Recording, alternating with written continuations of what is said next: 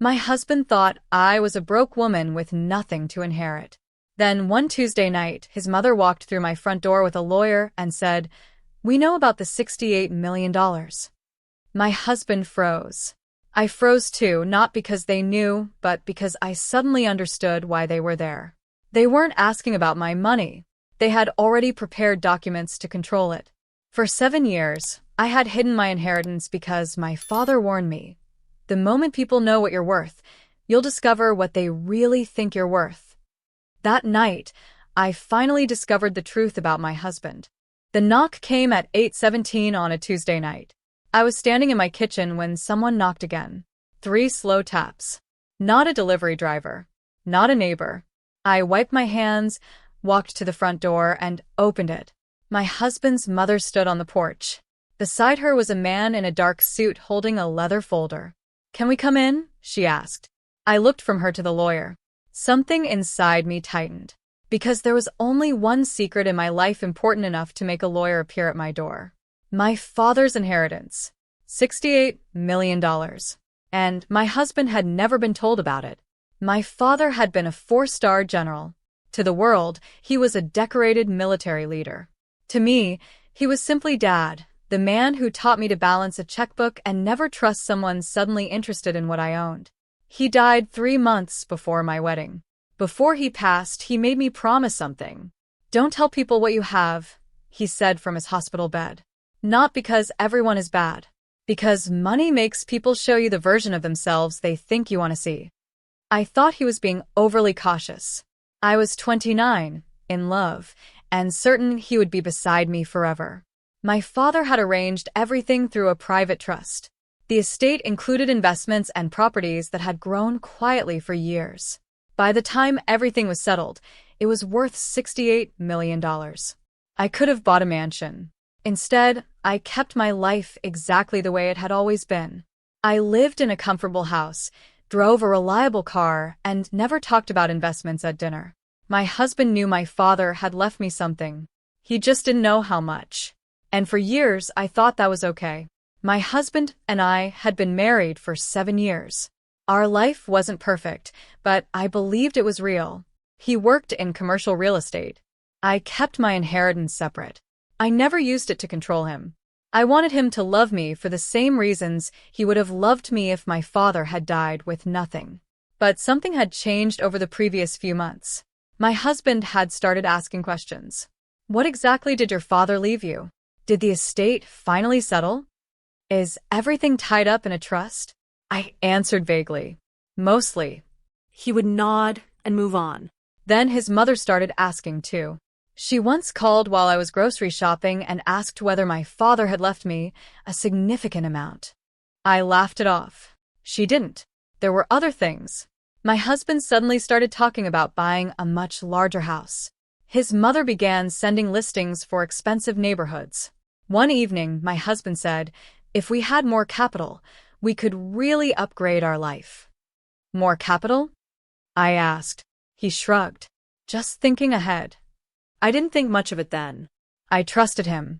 That was the mistake, if it was a mistake at all. When you love someone, you don't examine every sentence for hidden motives. You assume the best. And I assumed the best about my husband for 7 years.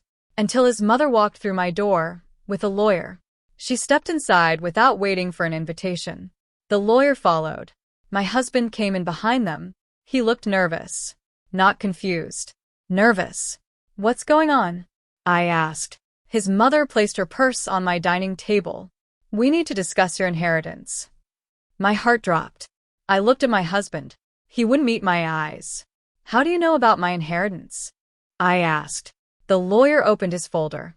He removed several documents and placed them neatly on the table. Then he looked at me. "We have reason to believe your father's estate was substantially larger than your husband was led to believe." I stared at him. "How much larger?" He turned one document around. At the top was a number I had spent years making sure nobody outside my father's legal team ever saw. $68 million. For a moment, nobody spoke. Then my mother-in-law leaned forward. "We're family now," she said. "And we think it's time you start treating us like it." I looked at her. Then at my husband. And suddenly, my father's final warning came back to me. Money doesn't change people. It reveals them. And standing in my doorway that night, I realized I was about to find out exactly what my husband had become. The number on the document seemed to glow under the dining room light. $68 million. I had spent years keeping that number locked away from almost everyone I knew. Now it was sitting between me, my husband, his mother, and a lawyer. I looked at my husband. Did you know? His eyes met mine. Not like this. For words. But they were enough to make my stomach turn. What does that mean? His mother interrupted. It means we all understand that your father left you a considerable fortune. The question is what you're going to do with it. I'm not doing anything with it, I said. It belongs to me. She frowned. You're married. I know. And your husband is your family. I know that too. Then why have you kept this from him? I looked at my husband. That was the question that mattered. I wanted to hear his answer. He swallowed. I didn't know the exact amount, but you knew there was an inheritance. Yes. How long? He hesitated. His mother answered. Several weeks. Several weeks. I stared at him. You knew for several weeks? I found out from Mom, he said quickly. She told me your father's estate was much larger than we thought. I didn't know what to do. You could have asked me. I was going to. When? He looked away. My mother-in-law sat down. I think you're making this more dramatic than it needs to be. Then explain why you brought a lawyer to my house. The lawyer opened another section of the folder. We've prepared a proposed financial arrangement. I stared at him. A proposed what? A family investment structure. He slid several pages toward me. The documents were filled with legal language, percentages, account numbers, and signatures waiting at the bottom. I understood enough. They wanted access. Not necessarily to all $68 million. Just enough to make my money part of their financial world. I pushed the papers back. No. My mother-in-law's expression hardened. You haven't even read them. I don't need to. They're designed to protect everyone. Everyone except me. She sighed. You're young. You don't understand how wealth works. I understand perfectly. My husband finally spoke. Please don't make this about my mother. I looked at him. You brought her here. I didn't. I thought we were going to talk. With a lawyer? He didn't answer. I walked to the kitchen and poured myself water. Behind me, his mother said, Your father would have wanted you to think about the family. I turned. Don't use my father to pressure me. Her face changed. I continued. My father created the trust before I was married. He knew exactly what he was leaving me. He also knew what he was protecting me from. My husband stared at me. What do you mean? I didn't answer. My father had told me the trust contained safeguards. If anyone tried to pressure me into transferring control of the assets, his attorneys would become involved. His mother stood. You're making a terrible mistake. No, I said quietly. I'm making a decision. She shook her head. We are family. I looked directly at her. Family doesn't arrive with contracts. Silence. Then my husband stepped closer. I love you. Those words should have comforted me. Instead, they raised another question. If you didn't know how much I had, I asked, would you still want to marry me today? He froze. He opened his mouth. Nothing came out. I felt something inside me settle. Not anger. Not hatred. Certainty. But before he closed the folder, the lawyer said something that made me stop. Mrs. Hart, there's something you should know. I looked at him. Your family wasn't the first party to contact us about your father's trust. What? He glanced at my husband, then at his mother. They contacted my office several weeks ago asking specific questions about your ability to transfer assets. I stared at him. My husband went pale. Several weeks ago? He didn't answer. And suddenly, every strange question, every expensive house listing, every conversation about money made perfect sense. They hadn't come to my door because they were curious. They had come because they already had a plan. I picked up my phone. I think this conversation is over. My husband stepped toward me. Please. I'm calling my father's attorney. His mother stood immediately. Don't do that. That reaction told me everything. I pressed the number. My father's attorney answered on the second ring. I'm glad you called, he said. I frowned. Why? There was a pause. Then he said, because I was wondering when they would finally come to your door. My blood ran cold. Who is they? He exhaled slowly. Your husband's family. Then he said something that changed everything. Your father left one final instruction specifically for this situation. The attorney's words stayed with me long after the phone call ended. Your father left one final instruction specifically for this situation. I looked across the room. My husband was standing near the dining table, silent. His mother had gone unusually pale.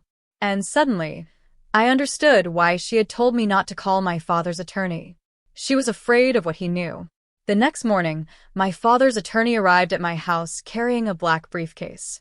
He was the same man who had handled my father's estate. He had known my father for almost 20 years. After sitting down, he looked at my husband, then at his mother, then at me. Before we begin, he said, I need to know whether you want them present. I looked at my husband. 7 years of marriage. 7 years of shared dinners, holidays, arguments, vacations, and promises. Then I remembered the lawyer's documents from the night before. I shook my head. No. They need to leave. My husband looked devastated. Please don't do this. I've spent the entire night thinking about what you did. I didn't steal anything. No, I said. You just started planning what to do with something that wasn't yours. He lowered his eyes. His mother immediately became defensive. This is ridiculous. We're talking about a married couple. My father's attorney interrupted her. No. We're talking about a protected trust. She stopped. He opened his briefcase and removed several documents. Your father established the trust before your marriage. He specifically instructed that the assets remain under your sole control. My husband looked at me. You never told me that. I didn't know every detail. The attorney continued. Your father anticipated that circumstances might arise where someone attempted to pressure you into surrendering control. He placed another document on the table. That's why he included this provision. I read it carefully. If anyone attempted to manipulate, pressure, or improperly influence me into transferring assets, the trust's legal protections would immediately become active. My father had thought of everything. Then the attorney said something I wasn't prepared to hear. Your husband's family contacted my office 6 weeks ago. My husband closed his eyes. I stared at him. 6 weeks. He finally nodded. I was scared. Of what? Of losing you. I almost laughed. You were afraid of losing me, so you started figuring out how to control my money? That wasn't what I meant. Then what did you mean? He had no answer. His mother stepped forward. I encouraged him to protect his future. I looked at her. His future. She nodded. You're married. If something happened to you, what would happen to him? He would grieve. That isn't what I meant. I know exactly what you meant. The room became completely silent. My husband finally sat down. I made a mistake. I looked at him. No. A mistake is forgetting an anniversary. This was a series of decisions. He began crying. I love you. I wanted to believe that. You can still believe it. I shook my head. Love isn't supposed to require a financial contract. He looked down at his hands. Then he whispered, What happens now? I answered honestly. I don't know. But I did know one thing. The marriage I thought I had was already gone. Not because I had inherited $68 million. Because the moment my husband learned about it, our relationship changed. He had looked at me and seen an opportunity. And I couldn't unsee that. His mother eventually left. My husband left later that afternoon. Before he walked through the door, he stopped. Is there anything I can do to fix this? I thought about it. No. He nodded slowly. Then he walked away. For the first time in 7 years, I closed the door behind him without wondering when he would come home. The divorce was difficult, but surprisingly straightforward. The trust remained protected. My personal assets remained mine. And the documents my father had prepared prevented anyone from forcing control of the inheritance through the marriage. But I didn't spend my money trying to punish anyone. I didn't buy something ridiculous. I didn't flaunt my wealth. Instead, I remembered what my father had wanted. He had spent his life serving others. So I established a foundation supporting military families and education programs. I invested the rest carefully, and I kept living simply. Months later, I received one final message from my former husband. "I finally understand," he wrote. "I thought the money would make our life better. I didn't realize I was destroying the one thing that already was." I read the message twice. Then I closed my phone. I didn't hate him. I didn't need revenge. The truth had already done more than revenge ever could. It had shown me exactly who he was. And, strangely enough, that was the gift my father had left me. Not $68 million. Not property. Not investments. Clarity. For years, I had been afraid that telling someone I was worth $68 million would change how they loved me. My father knew it would. He just wanted me to discover who would stay when the number became real. And eventually I understood. The right person wouldn't care what I was worth. The wrong person would eventually reveal exactly why. My father had warned me that money reveals people. He was right. But he was wrong about one thing. Money didn't take my life away. It gave me the courage to finally choose it.